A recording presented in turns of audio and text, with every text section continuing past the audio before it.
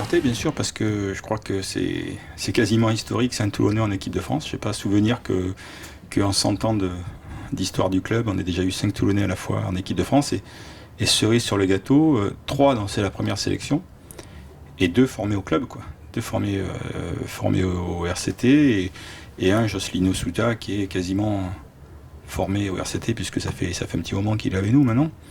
Voilà, il venait de Pro D2 quand on l'a signé et il se retrouve en équipe de France. Donc c'est une grande fierté et aussi un grand bonheur par rapport à l'image du club. On nous a souvent traités de club de mercenaires, de joueurs d'étrangers. Les gens ont simplement oublié que chaque chose devait se faire en son temps, qu'il fallait d'abord, pour redresser ce club, faire venir des joueurs de l'extérieur, puisque la formation toulonnaise avait souffert pendant quelques années de déficit de réussite, de résultats sportifs, et qu'on a mis en place cette année des méthodes pour renforcer cette formation. Suite à l'échec FICOU, il faut bien le reconnaître, puisqu'on apprend de nos erreurs, et on est récompensé un peu plus tôt que prévu, mais ce sont que des arts, parce que je sais qu'aujourd'hui, au niveau de la formation, on est en train de faire un travail exceptionnel.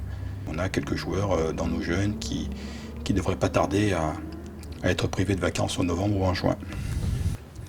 Ouais, on fait taire les détracteurs, mais bon, nous on fait pas ça pour les autres, on fait ça pour nous, pour notre projet à nous, pour ce qu'on veut faire, là où on veut aller, pour notre histoire commune avec les Toulonnais. On a de compte à rendre qu'aux Toulonnais, qu'à nos supporters.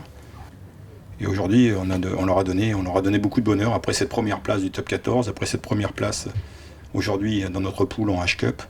On est quasiment dans les premiers, et puis c'est quelque chose de nouveau aussi sur lequel on va se construire pour l'avenir.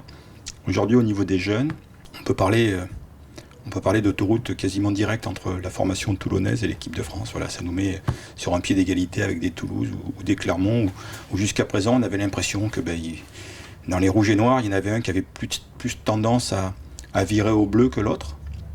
Et on se rend compte aujourd'hui que les deux rouges et noirs, ils peuvent virer au bleu de façon équivalente.